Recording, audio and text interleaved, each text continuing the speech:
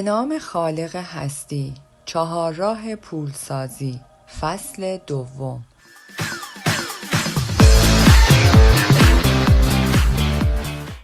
ربع‌های مختلف، افراد متفاوت. پدر تحصیل کرده من اغلب می گفت نمی توان به یک فرد پیر حقه‌های جدید را آموخت. من بارها در موقعیت‌های مختلف کنار او نشستم و تمام تلاشم را کردم تا چهارراه پولسازی را برایش توضیح داده و برخی از رویکردهای جدید مالی را به او نشان بدهم. او در آستانه 60 سالگی داشت متوجه می شد که بسیاری از رویاهایش محقق نخواهد شد.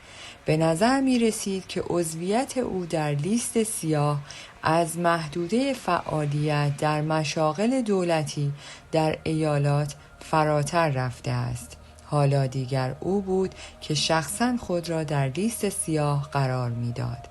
پدرم گفت سعی کردم اما نشده. او به تلاش‌هایی اشاره می‌کرد که برای کسب موفقیت در ربع خویش‌فرمایی در کسب و کار شخصی خود به عنوان یک مشاور خویش‌فرما انجام داده بود، یا هنگامی که بخش اعظم پس‌انداز یک عمر خود را به خریدن حق امتیاز یک بستنی فروشی مشهور اختصاص داد و در این کار شکست خورد. از آنجا که بسیار باهوش بود، مفهوم مهارت‌های تکنیکی مختلفی را که هر یک از 4/4 چهارراه پولسازی مورد نیاز است به خوبی درک می‌کرد. می‌دانست که اگر بخواهد می‌تواند این مهارت‌ها را یاد بگیرد، اما چیزی او را از انجام این کار منصرف می‌کرد. روزی هنگام صرف نهار با پدر ثروتمند درباره پدر تحصیل کرده‌ام صحبت کردم.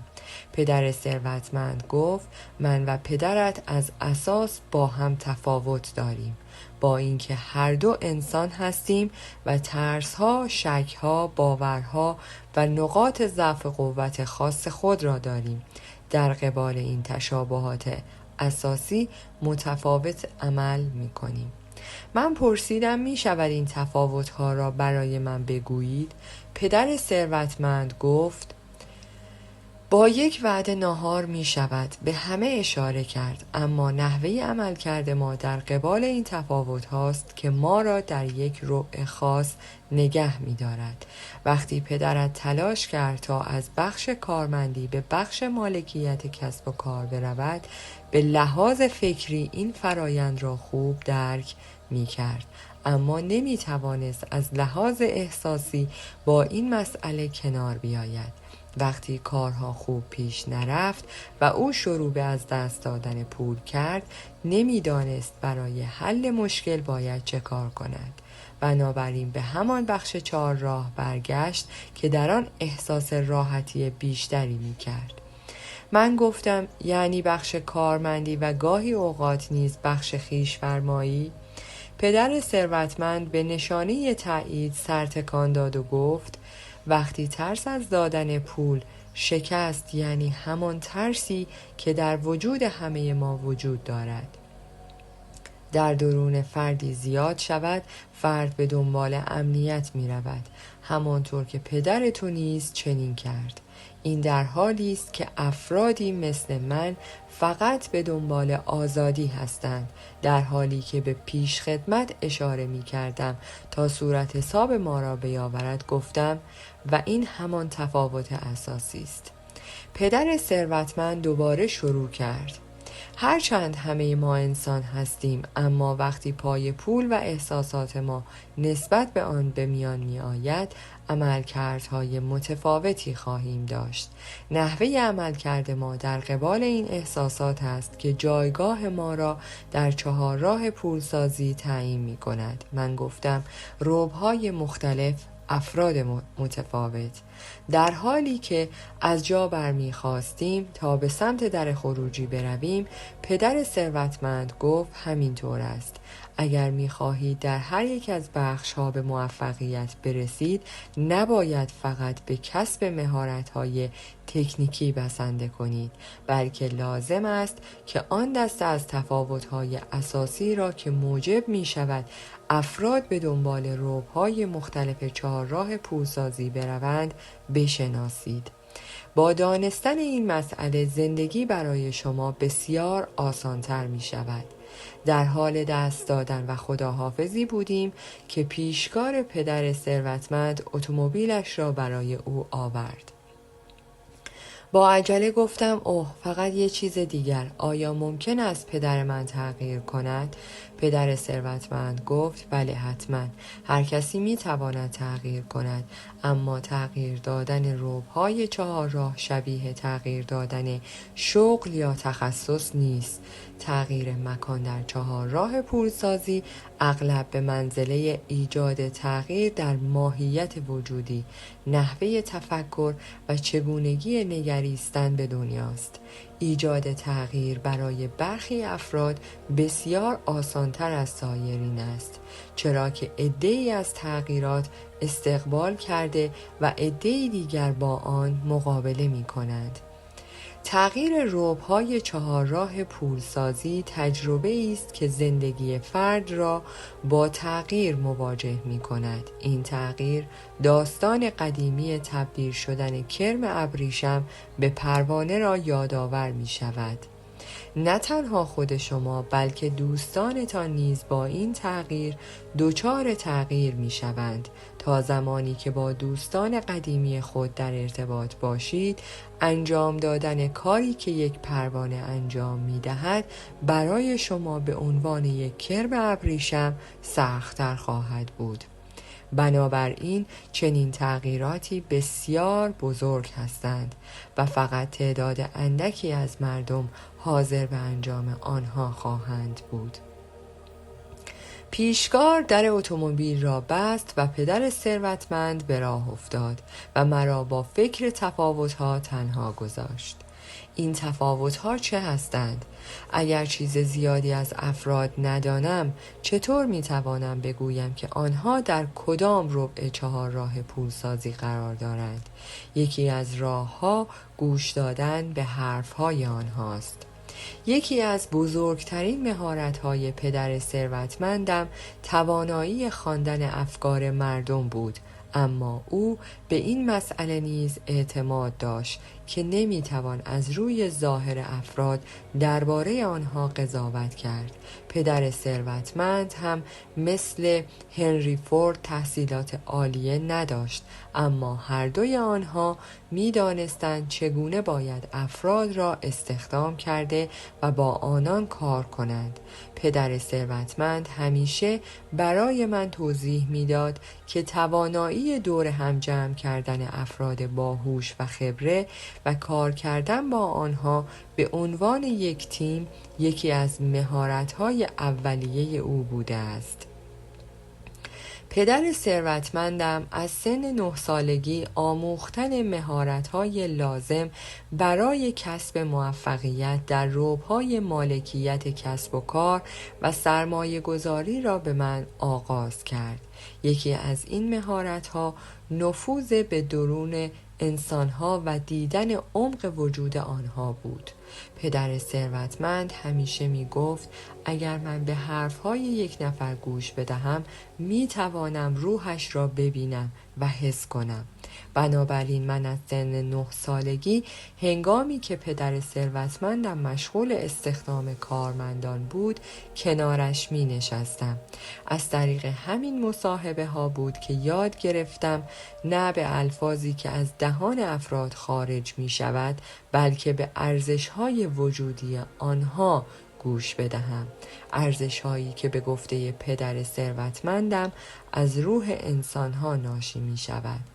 گفتار افراد ربع کارمندی. یک کارمند یعنی فردی که متعلق به بخش کارمندی است. معمولاً میگوید من به دنبال یک شغل مطمئن با درآمد بالا و مزایای مناسب هستم. گفتار افراد ربع خویش‌فرمایی. یک خویش‌فرما یعنی فردی که متعلق به بخش خویش‌فرمایی است. معمولاً میگوید دستمزد من $35 در ساعت است، یا حق کمیسیون من به طور معمول 6% قیمت کلی است. یا نمیدانم افرادی را پیدا کنم که بخواهند کار کنند و این کار را درست انجام بدهند. یا من بیش از 20 ساعت برای این پروژه وقت صرف کردم. گفتار افراد ربع مالکیت کسب و کار. یک مالک کسب و کار یعنی فردی که در بخش مالکیت کسب و کار فعالیت می کند. معمولاً می گوید من به دنبال یک مدیر جدید هستم تا شراکتم را اداره کنم. گفتار افراد ربع سرمایه گذاری. یک سرمایه گذار یعنی فردی که در ربع سرمایه گذاری عمل می کند. معمولاً می گوید آیا جریان نقدینگی من بر پایه نرخ بازده داخلی است یا نرخ بازده خالص؟ گفتارها ابزار هستند. وقتی پدر ثروتمند با کسی مصاحبه می کرد، حداقل در زمان انجام مصاحبه می فهمید مصاحبه شونده در عمق وجود چگونه آدمی است. متوجه می شد که این فرد واقعا به دنبال چیست، چه پیشنهادی باید به او بدهد و برای صحبت کردن با وی باید از چه الفاظی استفاده کند. پدر ثروتمند همیشه می گفت گفتارها ابزارهای قدرتمندی هستند. پدر ثروتمند دائما به من و پسرش گوشزد می کرد. اگر می خواهید رهبر مردم باشید باید بر اساس گفتار خود مسلط شوید. بنابراین یکی از مهارت‌های لازم برای تبدیل شدن به یک فرد موفق در گروه مالکیت کسب و کار تسلط پیدا کردن بر گفتار است، یعنی دانستن اینکه چه حرف‌هایی روی چه کسانی تأثیر می‌گذارد. او به ما یاد داد که در ابتدا با دقت به واژه‌هایی که توسط فرد به کار گرفته می شود گوش کنیم و سپس تشخیص بدهیم که باید از چه الفاظی استفاده کرده و چه زمانی این الفاظ را بیان کنیم تا بیشترین تاثیرگذاری را داشته باشد. پدر ثروتمند توضیح میداد یک حرف ممکن است فردی را به هیجان بیاورد در حالی که انگیزه های یک شخص دیگر را به کلی از بین ببرد. به عنوان مثال واژه ریسک ممکن است برای یک فرد متعلق به گروه سرمایه گذاری هیجان انگیز باشد، در حالی که برای یک کارمند یعنی فرد متعلق به گروه کارمندی ترسناک و وحشت‌آور به نظر برسد. پدر ثروتمند تأکید می‌کرد که برای تبدیل شدن به یک رهبر خوب ابتدا باید شنونده خوبی باشید. اگر به الفاظی که یک فرد به کار می‌برد گوش ندهید نمی‌توانید به روحیات او پی ببرید. هرگز نمی‌فهمید که طرف صحبت چه کسی قرار گرفته اید. تفاوت‌های بنیادین. دلیل این که پدر ثروتمند می گفت به حرفهای مردم گوش بده تا به روحیات آنها پی ببری آن بود که در ورای الفاظی که افراد به کار میبرند ارزش‌های وجودی و تفاوت‌های اساسی آنها نهفته شده است. مشخصات زیر برخی از اصول کلی است که افراد ربع‌ها را از یکدیگر متمایز می‌کند. 1. کارمند. وقتی واژه‌های امنیت و مزایا را میشنوم متوجه میشوم که فرد از عمق وجود خود چگونه آدمی است. واژه امنیت واژه‌ای است که اغلب در واکنش به احساس ترس به کار گرفته می شود. اگر فردی احساس ترس کند نیاز به امنیت یکی از معمول‌ترین عبارات مورد استفاده او خواهد بود و این قضیه در افراد متعلق به بخش کارمندی بیش از سایر افراد مشاهده می شود. وقتی پای پول و شغل در میان می آید می توان گفت که بسیاری از مردم از احساس ترس ناشی از عدم امنیت اقتصادی نفرت دارند و بنابراین به سوی امنیت تمایل پیدا می کنند. واژه مزایا به این معناست که مردم علاقمند به دریافت پاداش‌های اضافی هستند که شامل حقوق اضافی تضمین شده و مواردی نظیر بیمه خدمات درمانی یا حقوق بازنشستگی می شود. نکته اصلی این است که آنها می خواهند احساس امنیت کرده و آن را در قالب موارد مکتوب و دارای ضمانت اجرایی ببینند. عدم قطعیت آنها را خوشحال نمی کند، اما قطعیت چرا؟ حسی از درون دائما به آنها میگوید من این را به تو میدهم، تو هم در عوض قول بده که آن را به من بدهی. آنها میخواهند که ترس خود را با درجه از قطعیت و امنیت تخفیف بدهند. بنابراین وقتی بحث استخدام مطرح می شود آنها به دنبال امنیت و قراردادهای محکم می روند. وقتی میگویند من چندان به پول علاقه‌مند نیستم واقعا درست میگویند. برای این افراد فکر امنیت اغلب مهمتر از پول است. کارمندان می توانند مدیر یا دربان شرکت باشند. کاری که انجام می دهند چندان اهمیت ندارد، بلکه قراردادی که با شرکت استخدام کننده خود به امضا می رسانند اهمیت پیدا می کند. 2. خویش‌فرما. اینها افرادی هستند که می‌خواهند رئیس خودشان باشند یا اینکه دوست دارند کار خودشان را خودشان انجام بدهند. من این گروه را خودکفا می‌نامم. اغلب وقتی موضوع پول مطرح می شود یک خویش‌فرمای واقعی دوست ندارد که درآمدش به افراد دیگر وابسته باشد. به عبارت دیگر اگر افراد گروه خویش‌فرمایی سخت کار کنند انتظار دارند که به همان میزان نیز دستمزد بگیرند. افرادی که متعلق به این گروه هستند دوست ندارند پولی را به دست بیاورند که نحوه کسب آن توسط فرد یا گروهی که به قدر آنها کار نمی کند به آنان تحمیل شده باشد. اگر این افراد خوب کار می کنند باید به آنها دستمزد خوبی پرداخت کنید. آنها همچنین درک می کنند که اگر خوب کار نکنند مستحق دریافت دستمزد زیاد نیستند. وقتی بحث پول مطرح می شود آنها روح به شدت مستقلی دارند. احساس ترس. بنابراین در حالی که یک فرد متعلق به گروه کارمندی اغلب با جستجوی امنیت به ترس ناشی از نداشتن پول پاسخ می‌دهد، فرد متعلق به گروه خویش‌فرمایی عملکرد کاملا متفاوتی دارد. خویش‌فرمایان اغلب از طریق جستجوی امنیت به چنین ترسی واکنش نشان نمی‌دهند، بلکه این کار را از طریق تحت کنترل درآوردن شرایط و بر عهده گرفتن مسئولیت کارها انجام می‌دهند. به همین دلیل است که من افراد گروه خویش‌فرمایی را خودکفا می‌نامم. وقتی پای ترس و ریسک مالی میان می‌آید، آنها می‌خواهند که در تمامی ابعاد با آن روبرو شوند.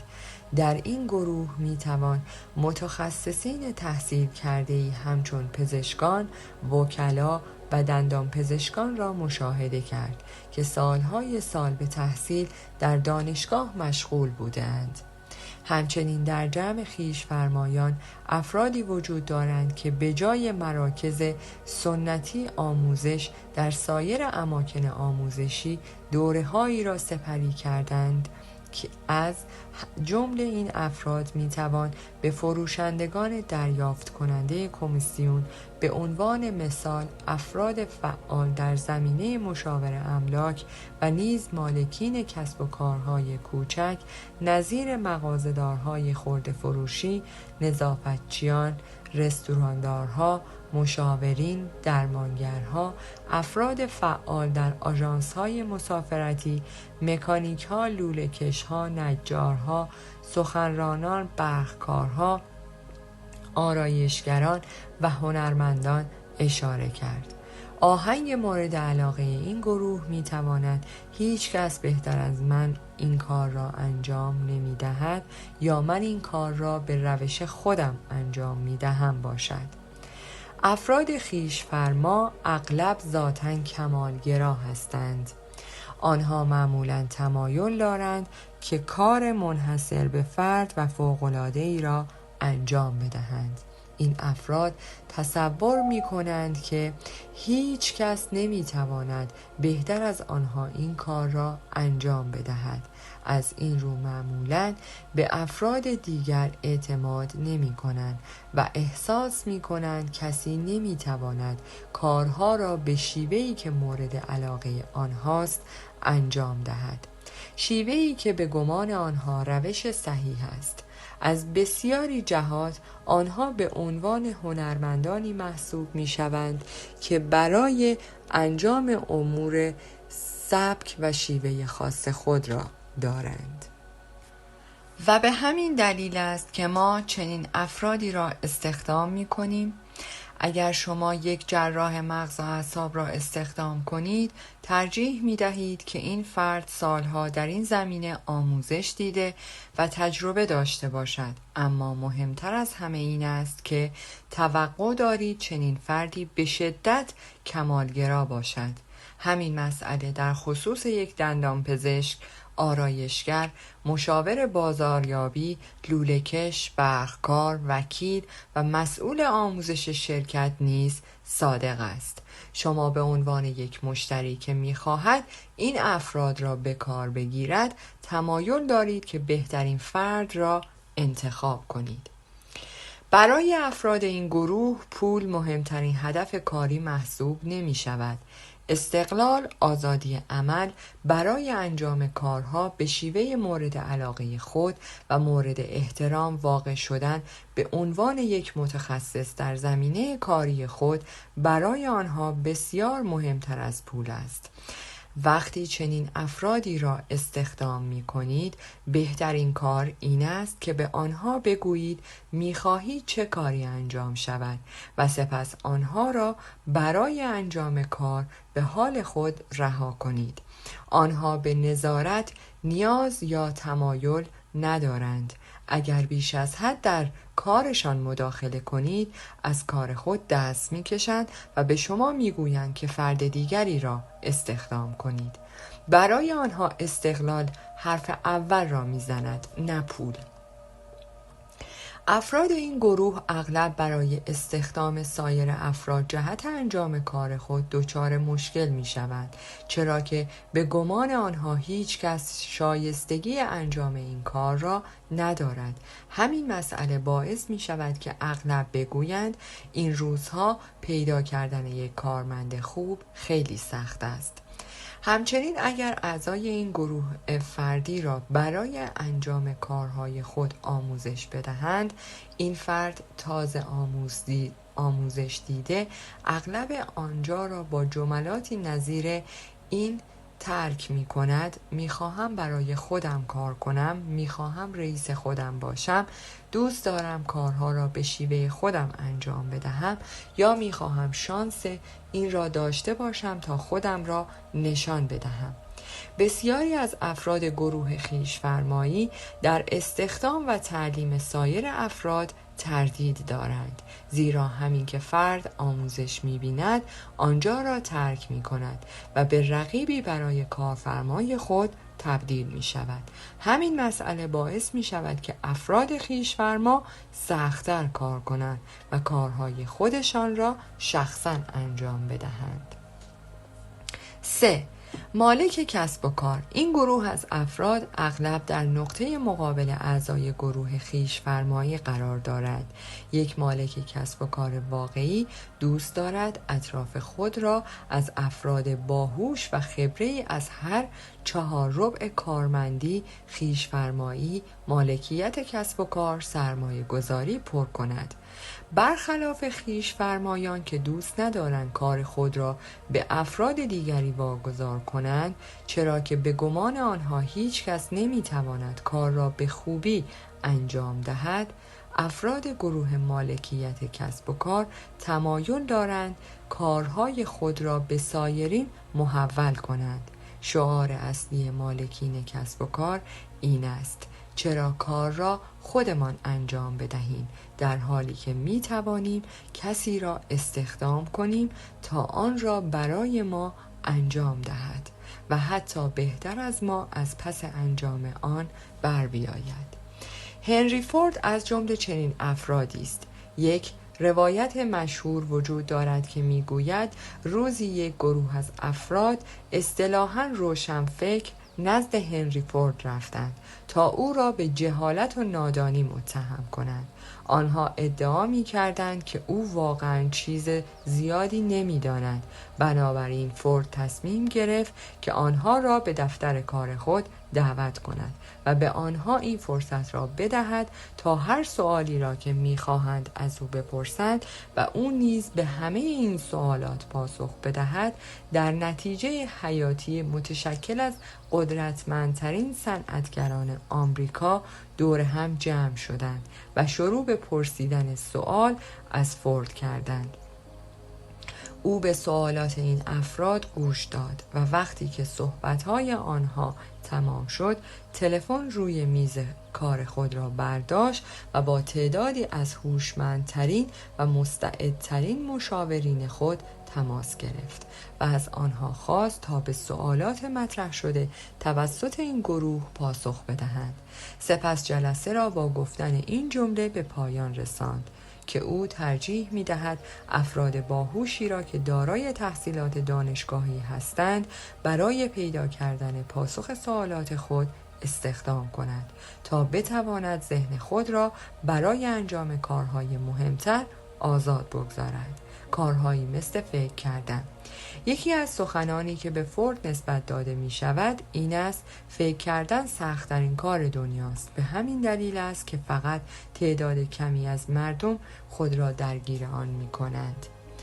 رهبری یعنی آشکار کردن بهترین استعدادهای افراد. هنری فورد الگوی پدر ثروتمند من بود. او مرا تشویق می‌کرد که کتاب‌هایی را درباره زندگی افرادی نظیر فورد، جان دی، راکفلر، بنیانگذار شرکت استاندارد اویل بخوانم. پدر ثروتمند همواره من و پسرش را به یادگیری اصول رهبری و کسب مهارت‌های تکنیکی لازم برای کسب و کار تشویق می‌کرد. وقتی به گذشته نگاه می‌کنم، اکنون متوجه می‌شوم که بسیاری از مردم فقط صاحب یکی از این دو مورد هستند، اما برای کسب موفقیت در ربع مالکیت کسب و کار باید هر دوی این موارد را در اختیار داشت. همچنین حالا می‌فهمم که هر دوی این مهارت‌ها قابل یادگیری است. تجارت و رهبری همانقدر که به عنوان علم محسوب می شود، هنر نیز هستند. در نظر من هر دوی آنها مطالعات مادام العمر به شمار می آیند. وقتی بچه بودم پدر ثروتمندم به من کتابی از مجموعه کتاب‌های کودکان با عنوان سوپ سنگ را داد که در سال 1947 توسط مارسیا براون نوشته شده بود و هنوز هم در کتاب فروشی‌های معتبر قابل دسترسی است.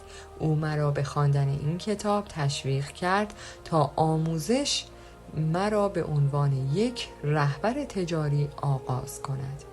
پدر ثروتمند می گفت که رهبری یعنی توانایی آشکار کردن بهترین استعدادهای افراد.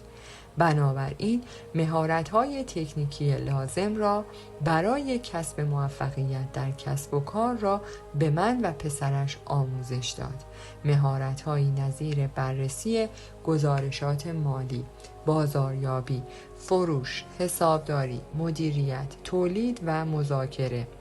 او به ویژه تأکید داشت که ما نحوه کار کردن با مردم و رهبری آنها را یاد بگیریم. پدر ثروتمند همیشه می گفت کسب مهارت‌های تکنیکی تجارت آسان است. بخش دشوار کسب و کار کردن با مردم است. من هنوز هم برای یادآوری مطالب گذشته کتاب سوپ سنگ را می‌خوانم، زیرا هر زمان که کارها بر وفق مرادم پیش نمی رود شخصاً تمایل پیدا می کنم که به جای عمل کردن به وظایف رهبری رفتاری مستبدانه را در پیش بگیرم. توسعه روحیه کارآفرینی. اغلب میشنوم که مردم میگویند میخواهم کسب و کار خودم را راه بیندازم. بسیاری از افراد بر این باورند که راه رسیدن به امنیت مالی و خوشبختی این است که برای خودت کار کنی یا محصولی را به تولید برسانی که هیچ کس دیگری آن را تولید نکرده است. بنابراین با عجله دست به کار می شوند و کسب و کار شخصی را راه اندازی می کنند. آنها در واقع چنین مسیری را پشت سر می گذارند. بسیاری از افراد به این نتیجه می رسند که با کسب و کاری از نوع خویش فرمایی شروع کنند، نه نوع مالکیت کسب و کار. بار دیگر یادآور می شوم که هیچ یک از اینها لزوماً بر دیگری برتری ندارد و هر دوی آنها نقاط ضعف و قوت و خطرات و پاداش‌های خاص خود را دارند. اما بسیاری از افرادی که می‌خواهند کسب و کاری از نوع مالکیت کسب و کار را راه اندازی کنند، اغلب به کسب و کاری از نوع خویش فرمایی بسنده کرده و از نیت خود مبنی بر رفتن به سمت راست چهارراه پولسازی باز می‌مانند. بسیاری از کارفرمایان جدید می‌خواهند چنین کنند، اما در انجام این کار با شکست مواجه شده و در بخش خویش فرمایی گرفتار می‌شوند. بسیاری از افراد می‌کوشند چنین کنند، اما فقط تعداد کمی از آنها موفق به انجام این کار می‌شوند. چرا؟ چون مهارت‌های تکنیکی و فردی لازم برای کسب موفقیت در هر یک از ربع‌های متفاوت است. شما باید مهارت‌ها و شیوه تفکری را که لازمه کسب موفقیت در هر یک از بخش‌های چهارراه پولسازی است یاد بگیرید تا بتوانید در یک ربع خاص به موفقیت دست پیدا کنید. تفاوت میان کسب و کارهای نوع خویش فرمایی و مالکیت کسب و کار. یک مالک کسب کار واقعی می تواند کسب و کار خود را به مدت 1 سال یا بیشتر رها کند و وقتی باز می گردد آن را سودآورتر و سازمان یافته تر از پیش ببیند. در یک کسب و کار حقیقی از نوع خویش فرمایی، اگر خویش فرما 1 سال کسب و کار خود را رها کند، احتمال دارد دیگر کسب و کاری باقی نمانده باشد که بتواند به آن برگردد. دلیل وجود این تفاوت‌ها چیست؟ به زبان ساده میتوان گفت که خویش فرما مالک یک شغل است، در حالی که مالک کسب و کار مالکیت یک سیستم را در اختیار دارد و افراد لایقی را استخدام می کند تا این سیستم را به کار بیاندازد. به عبارت دیگر فرد خویش فرما خود به عنوان یک سیستم تلقی می شود. به همین دلیل است که نمی تواند کسب و کار خود را رها کند. مثلا یک دندانپزشک را در نظر بگیرید. دندانپزشک سالها در دانشگاه درس می‌خواند تا یاد بگیرد چگونه به یک سیستم خودکفا تبدیل شود. شما به عنوان یک مشتری دندان درد میگیرید و نزد دندان پزشکتان میروید. او دندانهای شما را ترمیم میکند. شما هزینه درمان را پرداخت میکنید و به خانه میروید. از آنجا که راضی و خوشحال هستید، با همه دوستانتان درباره دندان پزشک بی‌نظیر خود صحبت میکنید. در بسیاری از موارد دندان پزشک قادر است تمام کارها را خودش به تنهایی انجام بدهد. مشکل اینجاست که اگر او به تعطیلات برود، درآمدش هم تعطیل خواهد شد. اما مالک کسب و کار می تواند برای همیشه به مسافرت برود، چرا که او مالک یک سیستم است، نه یک شغل. اگر افراد متعلق به گروه مالکیت کسب و کار به تعطیلات بروند، درآمدشان همچنان ادامه پیدا خواهد کرد. کسب موفقیت به عنوان یک فرد متعلق به گروه مالکیت کسب و کار مستلزم این است که مالکیت یا کنترل سیستم ها را بر عهده داشته باشیم، بتوانیم مردم را رهبری کنیم. برای اینکه افراد متعلق به گروه خویش‌فرمایی بتوانند پیشرفت کنند و به یک فرد عضو گروه مالکیت کسب و کار تبدیل شوند، باید ماهیت وجودی خود و دانسته‌هایشان را به یک سیستم تبدیل کنند و بسیاری از افراد قادر به انجام این کار نیستند یا اغلب بیش از حد به سیستم چسبیدند. آیا می توانید همبرگری بهتر از همبرگرهای مکدونالد درست کنید؟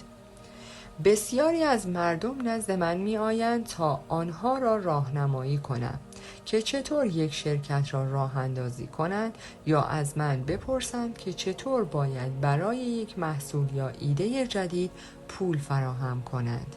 معمولاً حدود 10 دقیقه به صحبت‌های آنها گوش می‌کنم و در این مدت می‌توانم بگویم که تمرکز آنها روی محصول است یا سیستم کسب و کار. اغلب در این 10 دقیقه چنین حرف‌هایی را می‌شنوم. توجه کنید که چقدر مهم است شنونده خوبی باشید و اجازه دهید واژه‌هایی که به زبان می‌آیند شما را به سوی درک ارزش‌های وجودی افراد هدایت کنند. این محصول خیلی بهتر از محصولی است که شرکت XYZ تولید می‌کند. من همه جا را گشتم. هیچ کس این محصول را تولید نکرده است. من ایده تولید این محصول را در اختیار شما می‌گذارم. تنها چیزی که می‌خواهم 25% از سود آن است. من سال هاست که روی این محصول، کتاب، موسیقی متن، اختراع کار کردم. اینها سخنان افرادی است که عمده فعالیتشان در سمت چپ چهارراه پولسازی، یعنی در ربع کارمندی و خویش‌فرمایی متمرکز است. آنچه در این برهه از زمان اهمیت دارد حفظ آرامش است، چرا که ارزش‌ها و عقایدی در پیش روی ما قرار گرفتند که اغلب سالهاست در وجود افراد ریشه دوانده، شاید هم از نسلی به نسل دیگر منتقل شده باشند. اگر من فردی آرام و صبور نباشم، می توانم موجب صدمه زدن به مراحل حساس و آسیب پذیر شکلگیری ایده نو و مهمتر از آن آمادگی فرد برای رشد تدریجی از یک ربع به ربع دیگر چهارراه پولسازی شوم. همبرگر و کسب و کار. حال که به این مرحله از گفتگو رسیدیم، از آنجایی که میبایست آرام و صبور باشیم، از مثال همبرگر مکدونالد برای شفاف سازی مطلب استفاده میکنم. پس از شنیدن سخنان کم و زیاد آنها به آرامی سوال میکنم: آیا خود شما مشخصاً می توانید همبرگرهایی بهتر از مکدونالد درست کنید؟ تاکنون پاسخ 100% از افرادی که با آنها در مورد ایده های نو و محصولات جدیدشان صحبت کردم به این سوال بله بوده است. تمامی آنان توانایی آماده سازی، پخت و ارائه همبرگری بهتر از مکدونالد را در خود می‌بینند.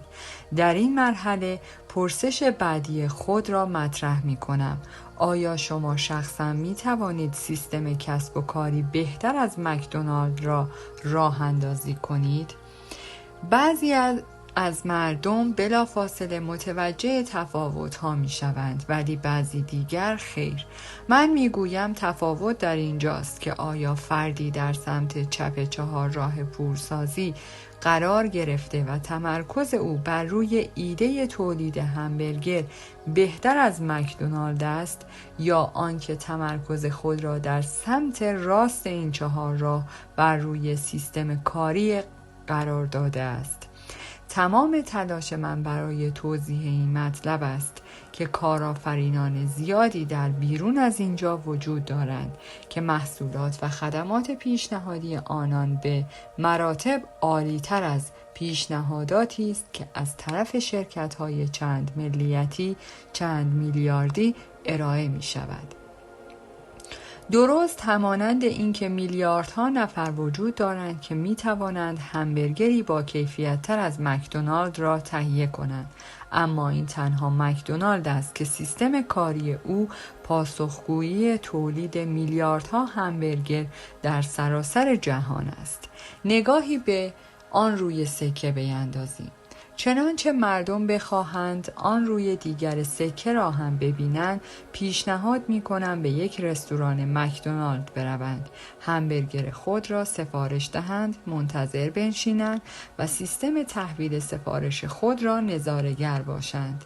از کامیون‌های حمل گوشت خام گرفته تا دامداران پرورش دهنده این گوشت، خریداران گوشت این دامها و تبلیغات تلویزیونی برای رونالد مکدونالد را مورد توجه قرار دهید.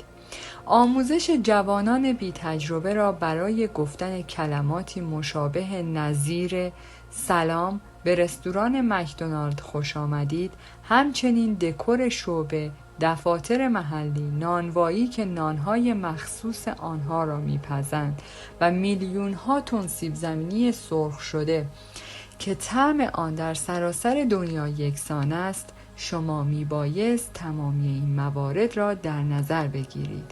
سپس دلال‌های سهام را در لیست خود بیاورید که در وال استریت موجب افزایش سرمایه مکدونالد میشوند. اگر مردم بتوانند تصور درستی از کل این سیستم داشته باشند، فرصتی به دست آورده تا به ربع افراد مالک کسب و کار یا سرمایه گذاران در این چهارراه پولسازی وارد شوند. حقیقت این است که تعداد ایده های نو نامحدود هستند. میلیاردها نفر با خدمات و محصولات پیشنهادی خود در انتظار بوده و تنها افراد کمی باقی میمانند که از ساختار یک سیستم موفق تجاری اطلاعات کافی داشته باشند. بیل گیتس، رئیس مایکروسافت، محصول فوق‌العاده‌ای را خلق نکرد. او محصول فرد دیگری را خرید و یک سیستم جهانی قدرتمند را از طریق آن راه اندازی کرد. 4. سرمایه گذاری. یک سرمایه گذار به وسیله پول در می آورد. آنها نیازی به کار کردن ندارند، زیرا این پول است که برایشان کار می کند. ربع سرمایه گذاری همانند زمین بازی ثروتمندان است. فرقی نمی کند که مردم از طریق کدام یک از ربع‌های چهارراه پولسازی درآمد خود را تأمین کنند. اگر روزی ثروتمند شوند، میبایست در نهایت در ربع سرمایه گذاری قرار گیرند. در اینجاست که پول شما تبدیل به ثروت می شود. چهارراه پولسازی. این شکل نمایانگر چهارراه پولسازی است. اینکه شما در چه ربعی از این چهارراه قرار گیرید، نحوه کسب درآمد شما را از دیگران متمایز می کند. به عنوان یک کارمند، یک خویش‌فرما، یک مالک کسب و کار و یا یک سرمایه گذار. تفاوت این بخش‌ها در زیر اشاره شده است. ب. شما مالک یک سیستم هستید و مردم برای شما کار می کنند. ا. شما یک شغل دارید. اس. شما مالک شغل خودتان هستید. آی. پول برای شما کار می کند. استفاده از وقت و پول دیگران. آنچه اکثراً در مورد رازهای رسیدن به ثروت و توانگری شنیده ایم به شرح زیر است. 1. استفاده از وقت دیگران OPT. 2. استفاده از پول دیگران OPM. دو مورد فوق را تنها میتوان در سمت راست چهارراه پولسازی یافت. در بیشتر موارد نیز افرادی که در بخش چپ این چهارراه فعالیت می کنند همان دیگران هستند که وقت و پول آنان مورد استفاده قرار می گیرد. دلیل اصلی این که من و کیم وقت زیادی را صرف کردیم تا مالک کسب و کار خود شویم به جای آن که در وضعیت خویش فرمایی باقی بمانیم این بود که به راز سود بلند مدت استفاده از وقت دیگران پی بردیم. یکی از اشکالات یک خویش‌فرمای موفق بودن این است که معنای کلمه موفقیت تلاش سرسختانه است. به عبارت دیگر، ارائه کار خوب نیازمند تلاشی سخت و اختصاص وقت بیشتری است. برای برنامه‌ریزی در بخش مالکیت کسب و کار، مالکیت کسب و کار موفقیت را میتوان در گسترش سیستم و استخدام کارکنان بیشتر معنا کرد. بدین معنا که کمتر کار می کنید، درآمد بیشتری کسب می کنید و اوقات فراغت بیشتری نیز خواهید داشت. در ادامه این کتاب به مهارت‌ها و ساختار فکری مورد نیاز برای رسیدن به سمت راست چهارراه پولسازی پرداخته می شود. با توجه به تجربیاتی که به دست آوردم، رسیدن به موفقیت در سمت راست این چهارراه نیازمند ساختاری فکری و مهارت‌های فنی متفاوتی است. چنانچه مردم آنقدر انعطاف پذیر هستند که ساختار فکری خود را تغییر دهند. به گمان من قطعاً می توانند شیوه دستیابی به امنیت مالی و آزادی بیشتر را به آسانی کشف کنند. این شیوه ممکن است در نظر سایرین بسیار مشکل باشد، زیرا بسیاری در یک بخش این چهارراه در یک ساختار فکری از حرکت باز می ایستند. حداقل این است که شما به این مسئله پی میبرید که چرا بعضی افراد کمتر کار می کنند، درآمد بیشتری دارند، مالیات کمتری پرداخت می کنند و احساس امنیت مالی بیشتری نسبت به سایرین دارند. خیلی ساده است. این موضوع به شناخت از اینکه تلاش شما در کدام یک از بخش‌های این چهارراه پولسازی و در چه زمانی نتیجه بخش است بستگی دارد. راهنمایی برای رسیدن به استقلال مالی. چهارراه پولسازی تنها مجموعه از قوانین نیست، بلکه راهنمایی برای کسانی است که آنها را به کار می‌بندند. این قوانین هدایتگر من و کیم از میان کشمکش‌های مالی به سمت امنیت مالی و سپس استقلال مالی شدند. ما نمی‌خواستیم که هر روز زندگی خود را با دغدغه بیدار شدن از خواب و برای پول کار کردن بگذرانیم. تفاوت میان افراد پولدار و دیگران.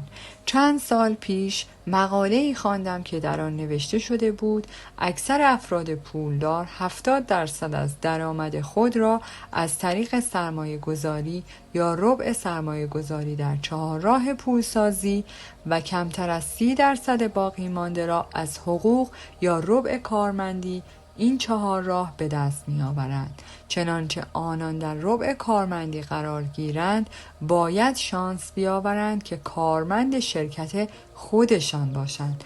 درآمد آنان همانند نمودار زیر خواهد بود. در سمت راست به مالکیت کسب و کار، آی سرمایه گذار 70% و در سمت چپ A کارمند 30% و S خویش‌فرما.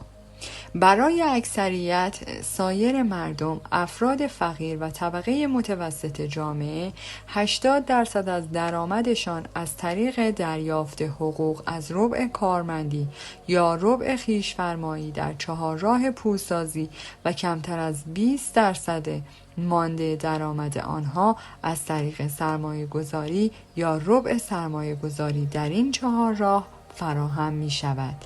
یعنی قسمت راست به مالکیت کسب و کار، آی سرمایه گذار 20%، قسمت چپ نمودار کارمند A 80% و S خویش‌فرما. تفاوت میان پولدار بودن و ثروتمند بودن. در فصل 1 اشاره کردیم که من و همسرم در سال 1989 میلیونر شدیم، اما استقلال مالی خود را در سال 1994 به دست آوردیم. میان پولدار بودن و ثروتمند بودن تفاوت‌هایی وجود دارد. درآمد ما بالا رفته بود و از طرف دیگر کمتر کار می‌کردیم، زیرا سیستم کسب و کار ما بدون انجام هیچ تلاش فیزیکی از جانب خودمان رو به رشد بود. ما به آنچه در نظر اکثر مردم موفقیت مالی است دست یافته بودیم. البته هنوز نیاز داشتیم که جریان نقدینگی حاصل از این تجارت را به دارایی‌های ملموس‌تری تبدیل کنیم تا جریان نقدینگی مازادی را برایمان به همراه آورد. ما کسب و کار خود را به موفقیت تبدیل کردیم و زمان آن فرا رسیده بود که توجه خود را بر روی توسعه دارایی‌های خود متمرکز کنیم، تا جایی که جریان نقدینگی حاصل از کلیه دارایی‌هایمان بیشتر از مخارج زندگیمان شود. نمودار ما این چنین بود: گزارش درآمد، یعنی درآمد و هزینه ها و کسب و کار. ترازنامه، دارایی ها، روبروی آن بدهی. در سال 1994 درآمد منفعل به دست آمده از کل دارایی ها به مراتب بیشتر از مخارج زندگی ما بود. به این ترتیب ما ثروتمند شدیم. یعنی گزارش درآمد، درآمد، هزینه، ترازنامه، دارایی، بدهی. در حقیقت کسب و کار ما جزئی از دارایی‌هایمان به شمار می آمد، زیرا منبع درآمد بوده و بدون نیاز به کار فیزیکی سخت اداره می شوند.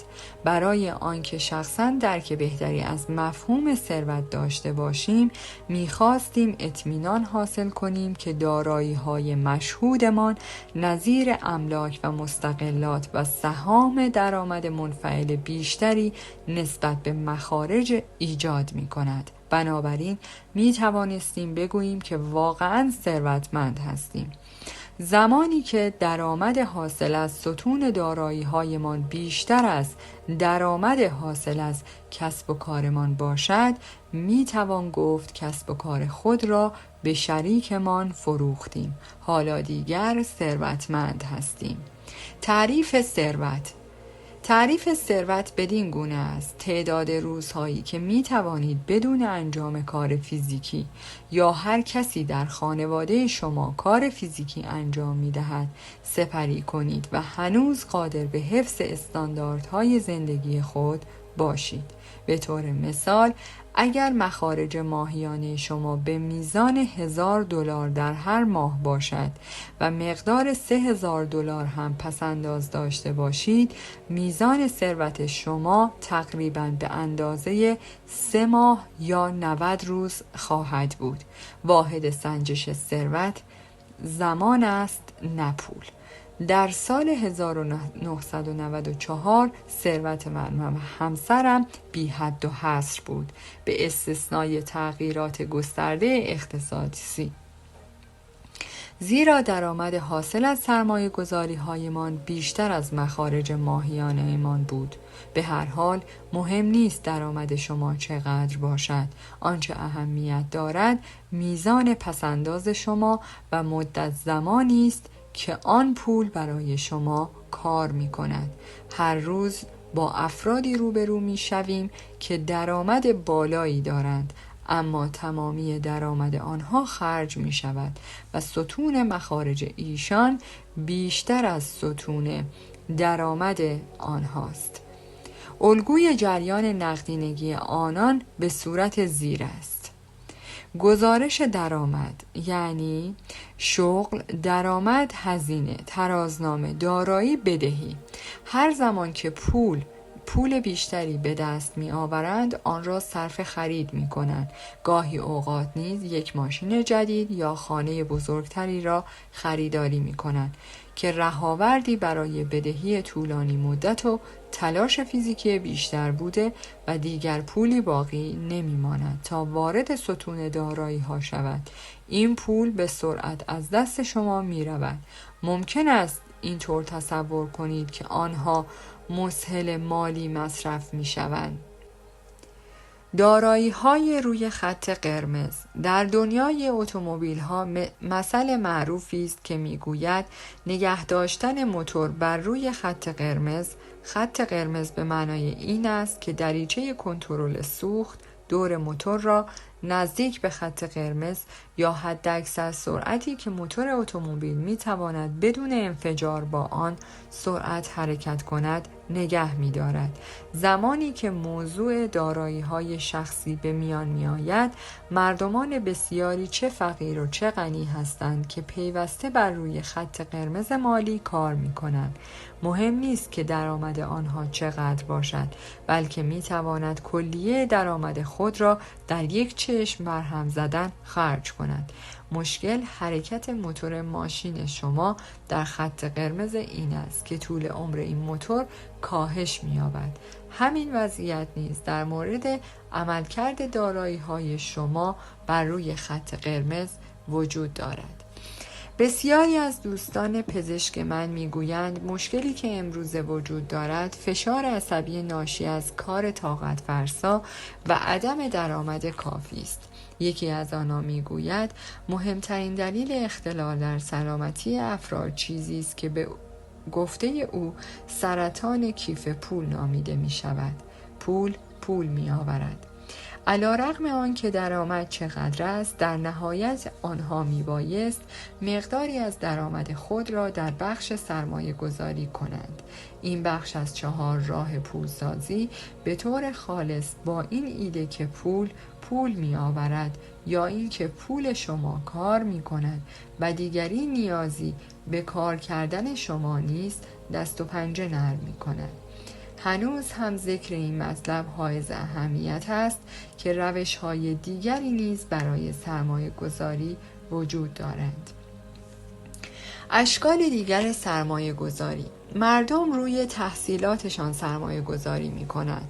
تحصیلات دانشگاهی از اهمیت بسزایی برخوردار است، چرا که تحصیلات عالیه منجر به فرصت‌هایی بهتر در جهت درآمدزایی می شوند. می توانید با گذراندن 4 سال در دانشگاه توانایی کسب درآمد خود را از سالی $24,000 به $50,000 یا بیشتر افزایش دهید. با توجه به این مطلب که هر فردی به طور متوسط 40 سال یا بیشتر از عمر خود را فعالانه مشغول به کار می باشد، گذراندن 4 سال ارزشمند از زندگی در دانشگاه یا کسب هر نوع تحصیلات عالیه دیگر سرمایه گذاری فوق‌العاده‌ای خواهد بود. اشکال دیگر سرمایه گذاری وظیفه شناسی و سخت کوشی است. درست همانند اینکه کارمند مادام العمر یک شرکت یا در خدمت دولت باشید، در عوض پاداش آن طبق قرارداد رسمی دریافت حقوق بازنشستگی خواهد بود. این شیوه سرمایه گذاری در عصر صنعت بسیار رواج داشته، اما در عصر اطلاعات منسوخ گردیده است. سایر مردم برای داشتن خانواده‌ای بزرگ سرمایه گذاری می کنند و به ازای آن می خواهند فرزندانشان در دوران کهولت عصای دستشان باشند و از آنان پرستاری کنند. این شیوه سرمایه گذاری مربوط به گذشته است، اما امروز به دلیل محدودیت‌های اقتصادی، مخارج زندگی و مراقبت‌های پزشکی از والدین برای خانواده‌ها مشکل تر شده است. برنامه‌های دولت آمریکا برای بازنشستگان نظیر خدمات درمانی و تأمین اجتماعی که هزینه آنها از چک حقوق بازنشستگان کسر می‌گردد، شیوه دیگر سرمایه گذاری است که توسط قانون تعیین شده است. اما با توجه به تغییرات چشمگیری که در زمینه آمار جمعیت‌های انسانی و هزینه‌های زندگی به دست آمده، به نظر نمی رسید که این شیوه سرمایه گذاری بتواند به بعضی از تعهدات خود پایبند بماند. ابزارهای مستقل دیگری برای سرمایه گذاری افراد بازنشسته وجود دارند که آنها را طرح‌های بازنشستگی فردی می‌نامند. گاهی اوقات دولت فدرال با ارائه مالیات تشویقی به کارمند و کارفرما سعی در مشارکت در این گونه طرح‌ها دارد. در آمریکا طرح عامه پسند بازنشستگی طرح 401 نام دارد و در کشورهای نظیر استرالیا این طرح را با عنوان بازنشستگی می‌شناسند.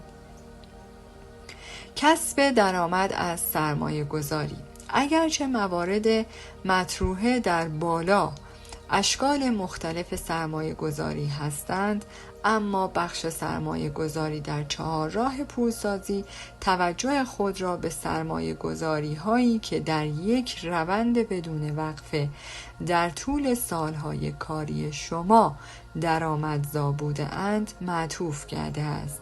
بنابراین چنانچه می‌خواهید شرایط لازم را به عنوان فردی که در بخش سرمایه گذاری عمل می‌کند داشته باشید، همان معیارهایی را که در سایر بخش‌های چهارراه پولسازی استفاده می‌شود به کار ببرید. آیا درآمد کنونی شما از بخش سرمایه گذاری است؟ به عبارت دیگر، آیا پول شما برایتان کار می کند و درآمدزایی دارد؟ بازنشستگی 401 نوعی حساب پسنداز بازنشستگی در آمریکاست. کارمندان به اختیار خود این نوع حساب پسنداز را انتخاب کرده تا بخشی از درآمدشان به این حساب واریز شود. این حساب تا زمان بازنشستگی برداشت نمی شود و تا آن زمان مشمول مالیات بر درآمد نمی باشد. این حساب مستقیما تحت نظارت کارفرماست و کارمند می تواند از طریق این حساب در طرح‌های مشارکتی سرمایه گذاری که شرکت به او معرفی می کند همکاری داشته باشد. بیایید فردی را در نظر بگیریم که خانه ای را به عنوان سرمایه خود خریداری کرده و آن را اجاره می دهد.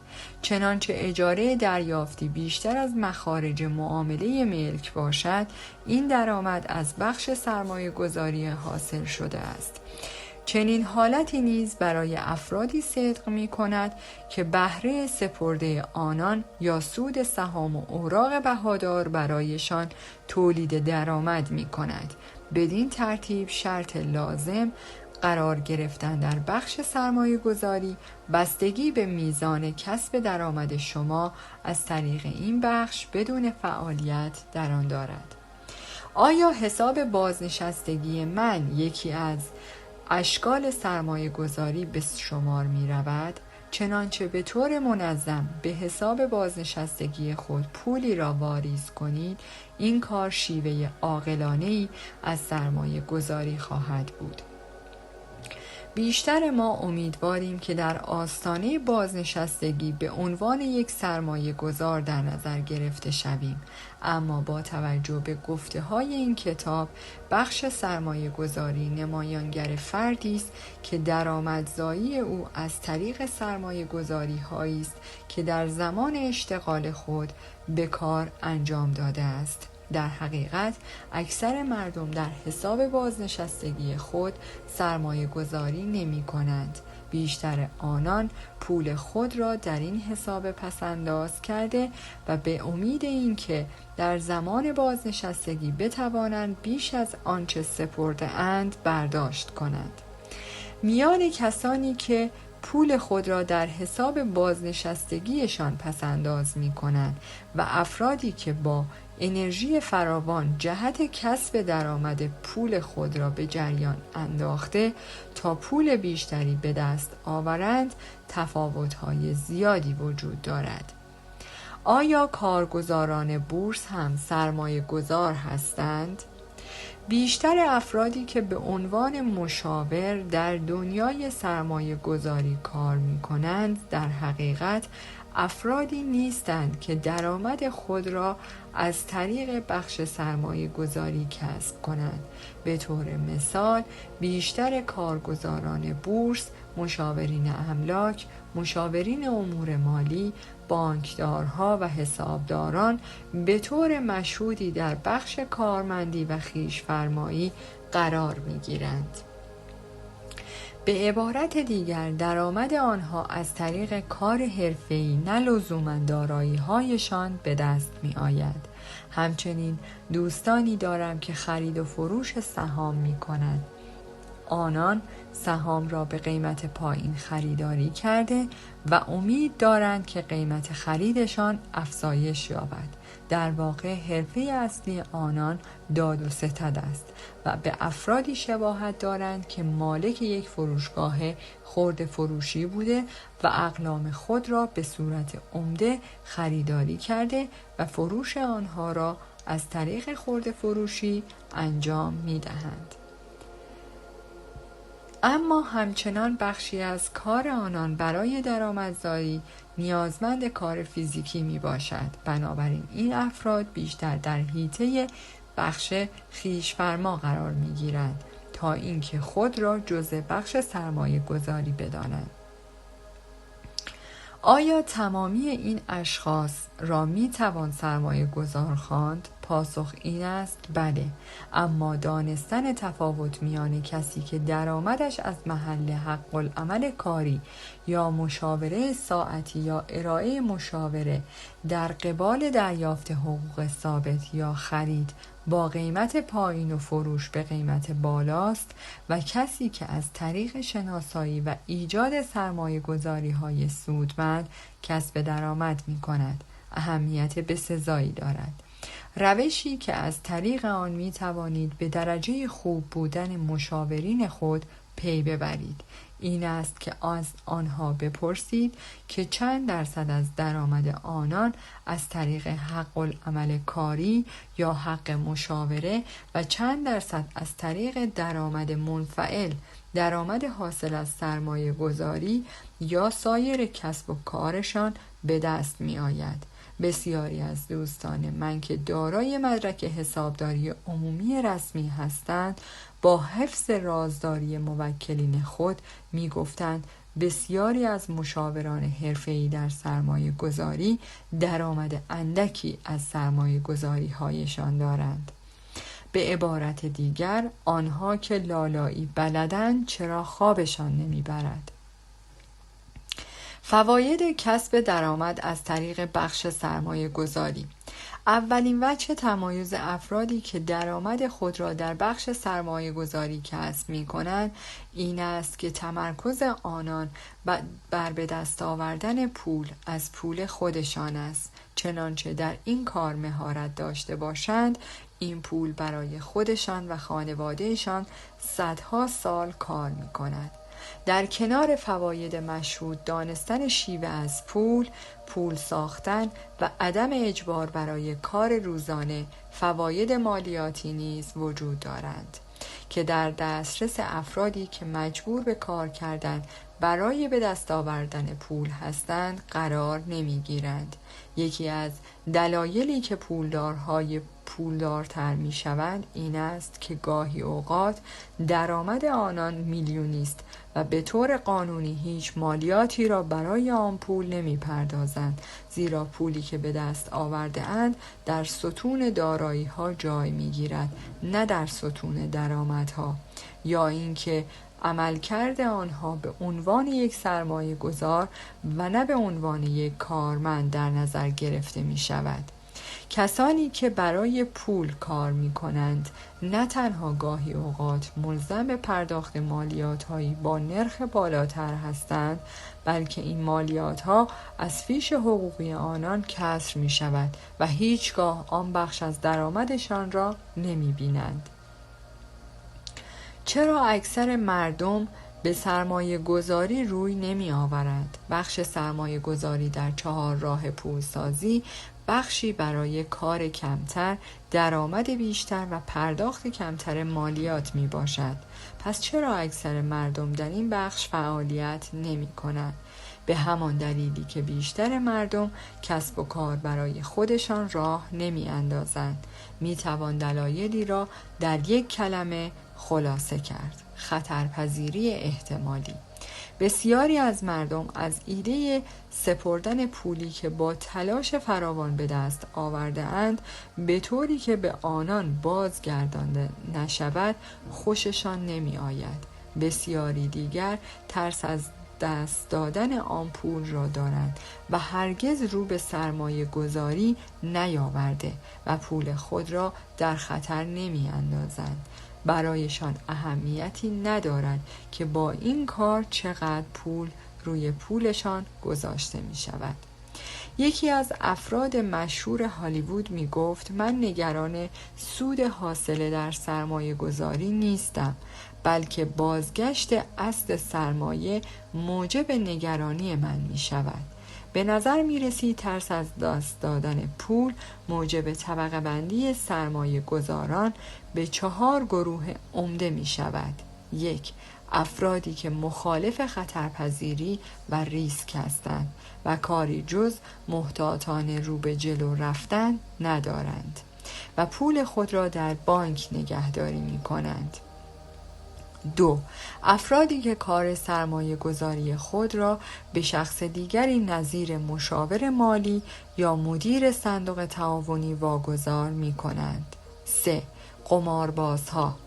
4. سرمایه گذاران. تفاوت میان یک قمارباز و سرمایه گذار به این شرح است: به طور مثال برای قمارباز سرمایه گذاری یک نوع بازی شانس است و برای یک سرمایه گذاری یک نوع بازی با مهارت هاست. برای افرادی که پول خود را جهت سرمایه گذاری در اختیار دیگران می‌گذارند، این بازی برایشان جذابیت یادگیری ندارد. مهمترین مسئله برای آنان انتخاب دقیق یک مشاور مالی است. در فصل بعد این کتاب به 7 سطح از سطوح سرمایه گذاری اشاره کرده تا مطلب را برایتان شفافتر سازد. خطرپذیری را می توان عملاً به 0 رساند. خبر خوشی که در مورد سرمایه گذاری می توان داد این است که میزان خطرپذیری و ریسک در آن را می توان تا حد چشمگیری به حداقل رسانده یا آن را حذف کرد. اگر قوانین این بازی را بدانید می توانید از پول خود سود زیادی به دست آورید. یک سرمایه گذار واقعی چنین کلماتی را به زبان می آورد: چقدر زمان برای بازگشت پول من لازم است و اینکه پس از بازگشت سرمایه گذاری اولیم درآمدم تا پایان عمر چقدر خواهد بود. یک سرمایه گذار واقعی می خواهد بداند زمان بازگشت پول او چقدر طول می کشد. افرادی که حساب بازنشستگی دارند می باید سالها صبر کنند تا دریابند آیا بالاخره پولشان برمی گردد یا خیر. در واقع تفاوت فاحش میان یک سرمایه گذار حرفه‌ای و کسی که پول خود را برای دوران بازنشستگی کنار می گذارد در همین است: ترس از دست دادن پول موجب می گردد تا بیشتر مردم به دنبال امنیت باشند. بخش سرمایه گذاری در 4 راه پولسازی آنقدر هم که بیشتر مردم تصور می کنند خطرناک و غیر قابل پیش بینی نیست. این بخش نیز همانند سایر بخش‌ها عمل می‌کند و مهارت‌ها و ساختار فکری متناسب با خود را می‌طلبد. مهارت‌های رسیدن به موفقیت در این بخش را می‌توان آموخت، البته در صورتی که تمایل به یادگیری آن مهارت‌ها داشته و وقت خود را به آن اختصاص دهید. عصر جدیدی آغاز می‌گردد. در سال 1989 دیوار برلین فرو ریخت. این یکی از مهمترین حوادث در تاریخ جهان به شمار آمد. به نظر من وقوع این حادثه بیش از آنکه به بزرگنمایی شکست کمونیستم بپردازد، به طور رسمی بر پایان عصر صنعتی و آغاز عصر اطلاعات دلالت داشت. تفاوت میان طرح‌های بازنشستگی در عصر صنعتی و عصر اطلاعات. سفر کریستوف کلمب در سال 1492 تقریباً مصادف با آغاز عصر صنعتی بود. فرو ریختن دیوار برلین در سال 1989 حادثه‌ای بود که از پایان این عصر خبر می‌داد. بنا به دلایلی به نظر می رسید هر 500 سال یک بار در تاریخ جدید جهان تحولات عظیمی به وقوع می پیوندد. در حال حاضر ما نیز در چنین دوره‌ای قرار گرفته ایم. این تغییرات همکنون امنیت مالی صدها میلیون نفر را که بیشتر آنان هنوز از تأثیرات مالی آنها بیخبرند و بسیاری که توانایی مقابله با این تغییرات را ندارند به مخاطره انداخته است. منشأ این تحولات در تفاوت میان طرح‌های بازنشستگی در عصر صنعتی و عصر اطلاعات دیده شد. زمانی که یک پسر بچه بودم، پدر ثروتمندم مرا تشویق می کرد تا با پولهایم ریسک کنم و سرمایه گذاری را یاد بگیرم. او همیشه می گفت اگر می خواهی ثروتمند شوی باید ریسک کردن را بیاموزی، سرمایه گذار بودن را یاد بگیر. در خانه در مورد پیشنهاد پدر ثروتمندم با پدر تحصیل کرده خود صحبت کردم و به او گفتم که ما نحوه سرمایه گذاری و مدیریت ریسک را آموخته ایم. پدر تحصیل کرده‌ام در پاسخ گفت من نیازی به یادگیری شیوه سرمایه گذاری ندارم و از طرح بازنشستگی دولت، حقوق بازنشستگی، اتحادیه معلمان و مزایای تضمینی بیمه تأمین اجتماعی استفاده می کنم. چرا باید با پولهایم ریسک کنم؟ پدر تحصیل کرده‌ام معتقد به طرح‌های بازنشستگی عصر صنعتی بود، طرح‌هایی نظیر حقوق بازنشستگی کارمندان دولتی و تأمین اجتماعی. زمانی که به استخدام نیروی دریایی آمریکا درآمدم، او بسیار خوشحال بود. به جای آنکه نگران سلامتی من باشد که ممکن بود جان خود را در ویتنام از دست بدهم، به سادگی گفت 20 سال در همین شغل بمان و برای یک عمر از حقوق بازنشستگی و مزایای خدمات درمانی بهره‌مند خواهی شد. اگرچه هنوز همچنین طرح‌هایی برای بازنشستگان اعمال می‌شوند، اما به طور رسمی غیر قابل استفاده شده‌اند. این طرز فکر که یک شرکت از نظر مالی خود را مسئول بازنشستگی شما بداند و اینکه دولت از طریق برنامه‌های بازنشستگی خود رقمی را که برای نیاز این دوران در نظر گرفته افزایش دهد، بسیار کهنه بوده و دیگر ارزش و اعتباری ندارد. سرمایه گذار شدن نیاز مردم است. همچنان که از طرح مزایای بازنشستگی یا آنچه من آن را طرح عصر صنعتی مینامم به سمت طرح بازنشستگی مشارکتی یا به تعبیر من طرح بازنشستگی عصر اطلاعات پیش می رویم، بیشتر به این نتیجه می رسیم که هر یک از ما مسئول وضع مالی خود هستیم، ولی متاسفانه افراد کمی هستند که متوجه این تغییرات شده اند. طرح بازنشستگی عصر صنعتی. در عصر صنعتی طرح مزایای بازنشستگی بدین معنا بود که شرکت با پرداخت مبلغ معینی حقوق ماهیانه به فرد کارمند یا کارگر تا آخر عمر از او حمایت می‌کرد. مردم با این طرح احساس امنیت می‌کردند، زیرا بدین وسیله از دریافت درآمدی دائمی اطمینان داشتند. طرح بازنشستگی عصر اطلاعات. این شرایط تغییر پیدا کرد و شرکت‌ها دیگر تضمین کننده حقوق روزهای بازنشستگی فرد نبودند و در عوض طرح‌های بازنشستگی مشارکتی را پیشنهاد دادند. بدین معنا که فرد فقط آنچه را که در روزهای کاریش پسنداز نموده و به عنوان سهام سرمایه گذاری کرده را دریافت می کند و اگر او یا شرکتش در دوران فعالیت کاری هیچ پولی کنار نگذارند و یا سهام سرمایه گذاری شده ضرر دهد، برای روزهای بازنشستگی پولی وجود ندارد. خبر خوش این است که در عصر اطلاعات طول عمر افراد رو به افزایش است. خبر ناخوشایند این است که ممکن است شما بیشتر از زمانی که برای پرداخت حقوق بازنشستگیتان اختصاص یافته عمر کنید. طرح‌های بازنشستگی پرمخاطره.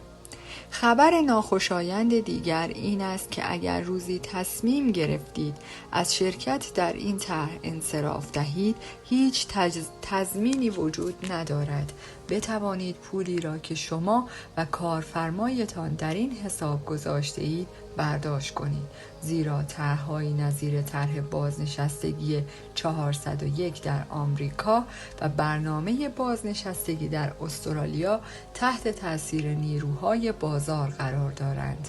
به عبارت دیگر، امکان دارد روزی $1,000,000 پول در حساب شما باشد، اما چنانچه بازار سهام ناگهان دچار رکود شود که البته این وضعیت گاه و بیگاه در بازار قابل پیش بینی است، $1,000,000 شما نصف شده یا حتی از بین می رود و دیگر ضمانتی برای دریافت درآمد مادام العمر وجود ندارد. خیلی کنجکاوم بدانم که چه تعداد از مردمی که تحت پوشش این طرح هستند به معنای واقعی آن پی بردند. این میتواند بدین معنا باشد افرادی که در سن 65 سالگی بازنشسته میشوند و میخواهند زندگی خود را از طریق طرح بازنشستگی مشارکتی بگذرانند، وقتی به سن 75 سالگی میرسند دیگر پولی برایشان باقی نمیماند. پس باید چه کنند؟ دوباره روزی از نو. حالا فکر می‌کنید چه بلایی بر سر برنامه حقوق و مزایای بازنشستگی می آید؟ خب در آمریکا انتظار می رود که خدمات تأمین اجتماعی تا سال 2032 و خدمات درمانی تا سال 2005 ورشکسته شوند. آن هم درست در زمانی که با توجه به میزان رشد زاد و ولد نیاز به چنین طرح‌هایی بیش از گذشته احساس می شود.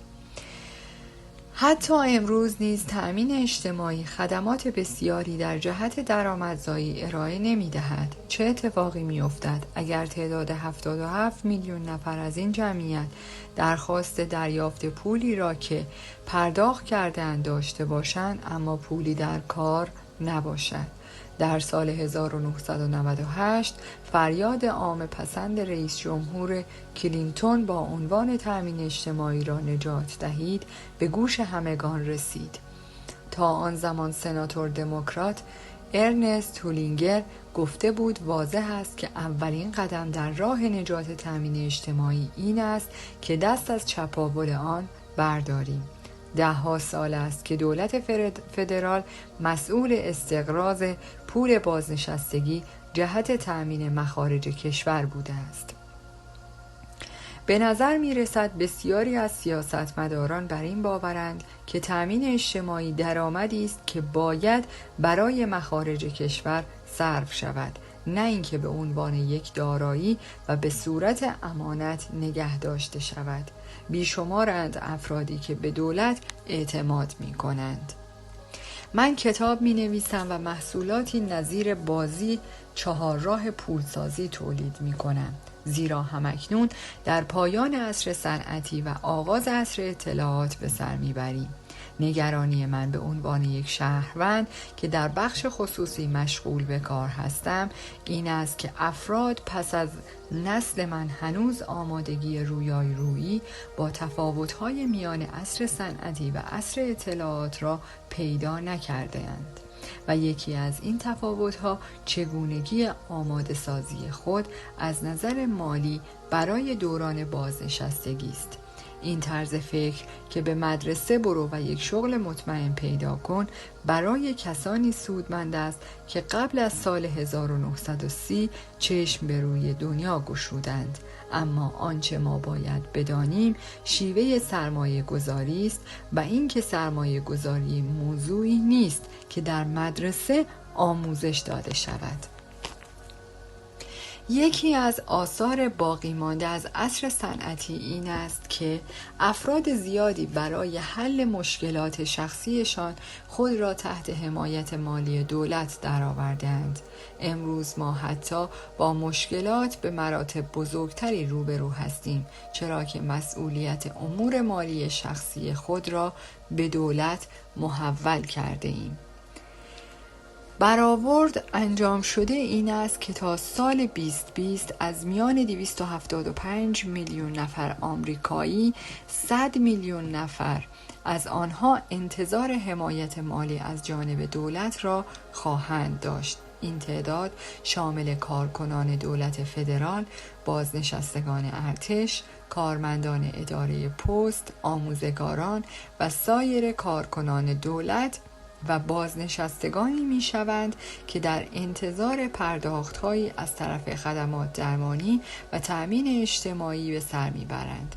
آنان از نظر قراردادی حق دریافت این چنین پرداخت‌هایی را دارند، زیرا آنها در هر حال از طریقی در وعده‌ای که از جانب دولت داده شده سرمایه گذاری کردند. متاسفانه وعده‌های بسیاری در طول سالها داده شده اند و اکنون زمان پرداخت صورت حساب نزدیک است. به نظر من دولت نمیتواند در قبال وعده‌های مالی که به شهروندان داده است پایبند باشد. چنانچه دولت بخواهد برای تحقق بخشیدن به این وعده‌ها مالیات را از آنچه هست بالاتر ببرد، کسانی که امکان فرار داشته باشند به کشورهایی می‌گریزند که مالیات کمتری بپردازند. در عصر اطلاعات معنای کلمه آن سوی آبها کشور دیگری که بهشت مالیاتی نامیده شود نیست. آن سوی آبها به معنای دنیای مجازی است. وقوع تحولی عظیم نزدیک است. هشدار رئیس جمهور جان اف کندی را به یاد می آوریم که می گفت وقوع تحولی عظیم نزدیک است. بسیار خوب، آن تحول همینجاست. سرمایه گذاری کنید بدون آنکه سرمایه گذار باشید. تغییراتی که در جهت تبدیل طرح‌های مزایای بازنشستگی به طرح‌های مشارکتی اعمال شده اند، میلیون ها نفر از مردم سراسر جهان را مجبور ساخته اند تا با توجه به عدم اطلاعات کافی در مورد سرمایه گذاری به یک سرمایه گذار تبدیل شوند. مردمی که زندگی خود را به دور از ریسک های مالی گذرانده اند، همکنون مجبور به ریسک پذیری شده اند. پذیرش ریسک مالی در مورد آیندهشان و سالهای کهولت و پیری آنها در آغاز دوران بازنشستگی. زمانی که موعد بازنشستگی شما فرا می رسد، به این موضوع که آیا سرمایه گذاری هوشمندانه یا قماربازی بی توجه بوده اید پی خواهید برد. امروز بحث داغ دنیا بازار بورس است. عوامل متعددی نظیر تلاش افراد غیر حرفه‌ای در امر سرمایه گذاری برای تبدیل شدن به سرمایه گذار در آن دخیل هستند. مسیر مالی آنان این چنین است: یعنی از کارمندی به سمت خویش‌فرما، از خویش‌فرما به سمت سرمایه گذار. تعداد بیشماری از این افراد کارمند و خویش‌فرما کسانی هستند که ذاتاً به سمت حفظ امنیت مالی خود گرایش دارند. به همین دلیل است که آنها به دنبال شغل‌های امن و مطمئن یا راه اندازی کسب و کاری هستند که تحت کنترل خودشان باشد. امروزه آنان به دلیل طرح‌های بازنشستگی مشارکتی به سمت بخش سرمایه گذاری در چهارراه پولسازی در حال جابجایی هستند. بخشی که امیدوارند بتوانند از طریق آن پس از پایان یافتن دوران کاری خود امنیت مالی داشته باشند. متاسفانه امنیت مالی در بخش سرمایه گذاری جایی ندارد. این بخش را بخش خطرپذیر می نامند. زیرا بیشتر افرادی که در سمت چپ چهارراه پولسازی فعالیت می کنند به دنبال امنیت مالی هستند و بازار بورس سهام را عیناً پاسخ خود می بینند. به همین دلیل است که اغلب عبارت زیر می شنویم: 1. تنوع. افرادی که در جستجوی امنیت مالی هستند به دفعات از کلمه تنوع استفاده می کنند. به چه دلیل؟ زیرا راهکار تنوع یک راهکار سرمایه گذاری است تا شما ضرر نکنید. البته قرار نیست که همیشه در این میان شما پیروز میدان باشید. سرمایه گذاران موفق و ثروتمند دچار تنوع نمی شوند.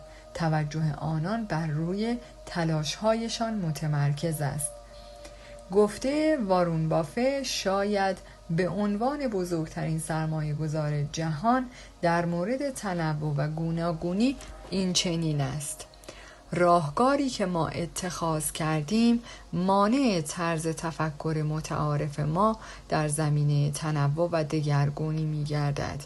بنابراین بسیاری از افراد خبره در این زمینه میگویند این استراتژی بسیار ریسک پذیرتر از راهکاری است که اکثر سرمایه گذاران معمولی به کار گرفتند.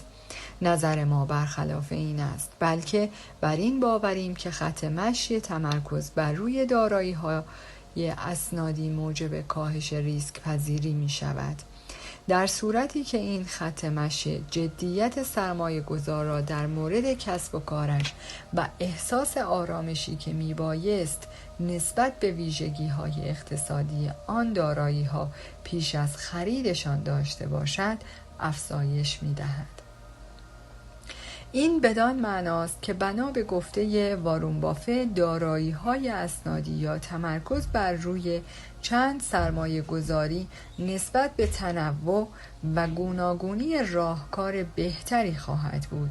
در ذهن وی داشتن دارایی‌های اسنادی در مقابل تنوع در سرمایه گذاری نیازمند هوش برتر و جدیت بیشتر در اعمال و افکار شماست. او در ادامه صحبت‌های خود می‌گوید سرمایه گذاران معمولی از بی‌ثباتی گریزانند، زیرا این بی‌ثباتی در نظر آنان ریسک پذیر است. اما از طرف دیگر می‌گوید در حقیقت سرمایه گذاران واقعی از این بی‌ثباتی استقبال می‌کنند. در مورد من و همسرم می توانم بگویم که ما برای خلاص شدن از کشمکش‌های مالی و دستیابی به استقلال مالی هرگز دچار تنوع و گوناگونی نشدیم، بلکه سرمایه گذاری‌های خود را در یک جا متمرکز کردیم. 2. سهام پرسود. سرمایه گذارانی که به کسب امنیت مالی گرایش دارند معمولاً سهام پرسود شرکت‌ها را خریداری می‌کنند. دلیل آن چیست؟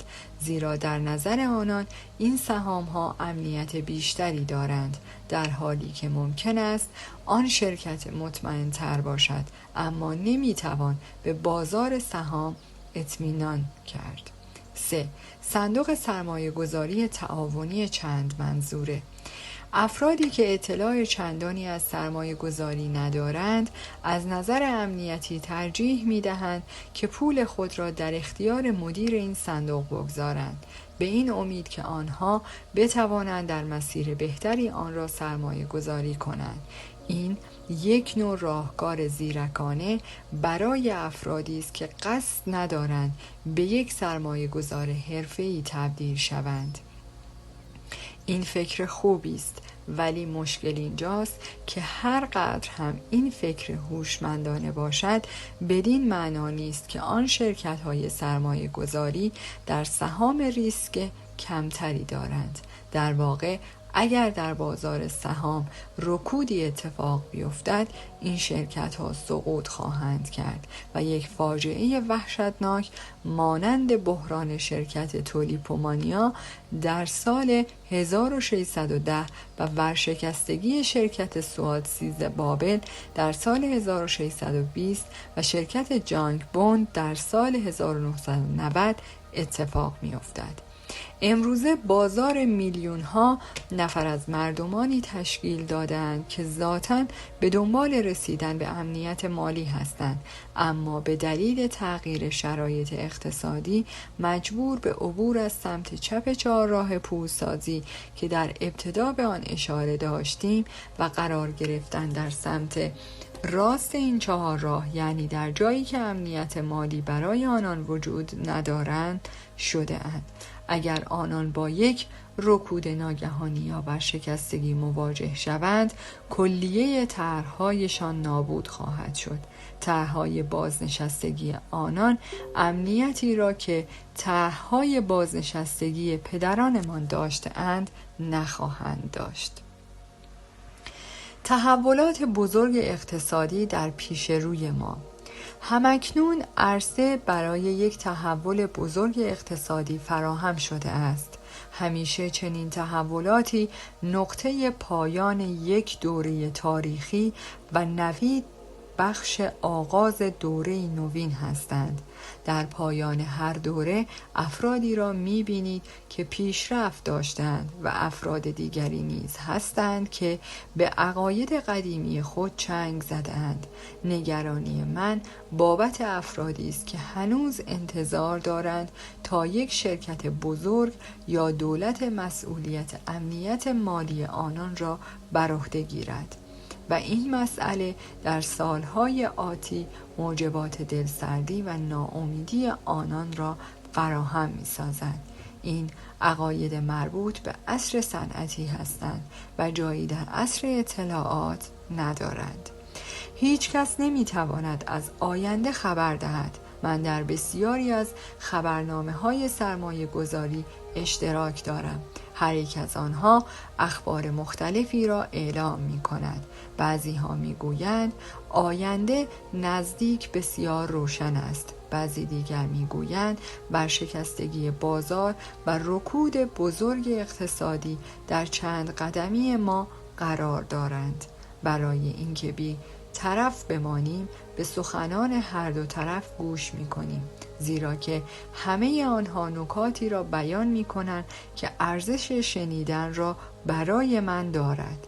روشی که من انتخاب می کنم طالبینی و پیشبینی زمان آینده نمی باشد، بلکه تلاش من در جهت کسب اطلاعات از هر دو بخش مالک کسب و کار مالکیت، کسب و کار و سرمایه گذاری در چهارراه پولسازی است تا خود را در قبال هر آنچه اتفاق می افتد آماده سازم.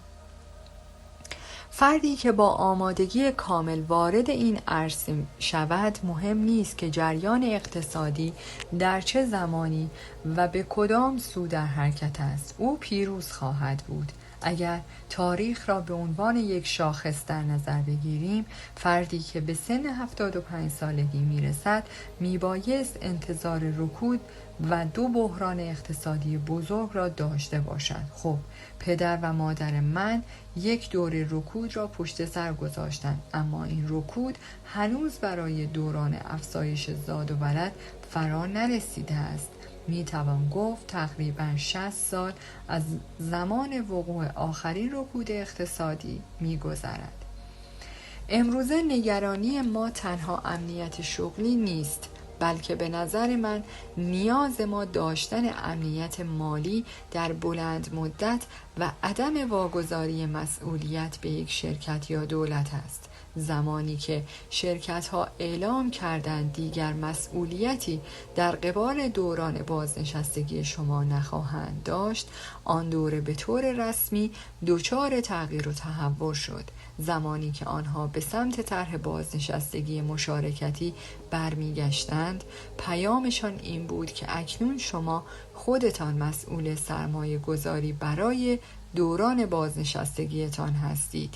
در دنیای امروز تبدیل شدن به یک سرمایه گذار هوشیارتر نیاز است. سرمایه گذاری که نسبت به تغییرات در فراز و نشیب‌های بازارهای مالی بسیار خردمندانه عمل کند. پیشنهاد من این است که خودتان سرمایه گذاری را بیاموزید تا اینکه بخواهید پولتان را در اختیار کسی بگذارید که برایتان سرمایه گذاری کند. اگر به راحتی پولتان را در اختیار صندوق سرمایه گذاری تعاونی یا مشاور سرمایه گذاری قرار دهید، احتمالاً باید تا سن 65 سالگی منتظر بمانید که دریابید آیا کار او نتیجه بخش بوده است یا خیر. اگر آنان سرمایه گذاری خوبی انجام نداده باشند، این شمایید که باید تا پایان عمرتان کار کنید. میلیون ها نفر از مردم نیز دچار چنین وضعیتی می شوند، تنها به این دلیل که دیگر زمانی برای سرمایه گذاری یا یادگیری اصول آن ندارند. مدیریت ریسک را بیاموزید. شما می توانید به گونه‌ای سرمایه گذاری کنید که ریسک کمتر و بازده بیشتری داشته باشد. تنها کاری که می بایست انجام دهید یادگیری چگونگی انجام این نوع سرمایه گذاری است. البته مشکل نیست. در حقیقت بیشتر به یادگیری دوچرخه سواری شباهت دارد. ممکن است در مراحل اولیه زمین بخورید، اما پس از مدتی دیگر زمین نخورید. و سرمایه گذاری نیز همانند دوچرخه سواری ملکه ذهنتان می شود. مشکلی که با سمت چپ نمودار چهارراه پولسازی وجود دارد این است که بیشتر مردمی که وارد این قسمت ها می شوند از رویارویی با ریسک های مالی اجتناب می کنند. پیشنهاد من به جای دوری کردن از ریسک های مالی این است که مدیریت این ریسک ها را بیاموزید. ریسک پذیر باشید. افرادی دنیا را تغییر می دهند که ریسک پذیرند. افراد اندکی هستند که بدون خطر کردن ثروتمند شده باشند. بسیاری از مردم برای حذف ریسک های مالی در زندگیشان متوسل به دولت شده‌اند. آغاز عصر اطلاعات همچنان که می‌دانیم نقطه پایانی برای دولت‌های بزرگ است.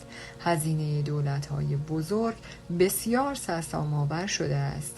متاسفانه میلیون‌ها نفر در سراسر جهان که طرز فکر آنان بر مبنای دریافت مستمری و حقوق بازنشستگی از دولت است، از نظر مالی دچار مشکل خواهند شد. مفهوم عصر اطلاعات نیاز به خودکفایی و آغازی برای رشد و پیشرفت است. این نوع تفکر که سخت مطالعه کنید و شغلی مطمئن به دست آورید مربوط به عصر صنعتی است. ما دیگر در آن دوران زندگی نمی کنیم. زمانه تغییر کرده است، اما مشکل اینجاست که طرز فکر بسیاری هنوز کهنه و قدیمی است. آنها هنوز فکر می‌کنند مستحق دریافت چیزی هستند. بسیاری دیگر نیز تصور می‌کنند مسئولیتی در بخش سرمایه گذاری چهارراه پولسازی ندارند. آنان همچنان در این فکر به سر میبرند که در زمان بازنشستگی دولت یا شرکت‌های بزرگ یا اتحادیه کارگری یا خانوادهشان مراقبت از آنان را به عهده خواهند داشت. به خاطر خود آنها هم که شده امیدوارم درست فکر کنید چنین افرادی نیاز به مطالعه بیشتر در این زمینه دارند. نگرانی از بابت افرادی که نیاز خود را برای تبدیل شدن به یک سرمایه گذار تشخیصی دادند. مرا بر آن داشت تا کتاب 4 راه پولسازی را به رشته تحریر درآورم. نگارش این کتاب در جهت کمک به افرادی است که می‌خواهند خود را از سمت چپ نمودار به سمت راست آن برسانند، اما نمی‌دانند از کجا باید شروع کنند. چنانچه مهارت‌های کافی و تصمیمی قاطعانه داشته باشید، می‌توانید این حرکت را آغاز کنید. اگر همکنون به استقلال مالی رسیده اید، به شما تبریک میگویم. لطفاً در مورد روش انتخابی خود برای دیگران توضیح دهید و اگر از شما راهنمایی خواستند به آنها کمک کنید.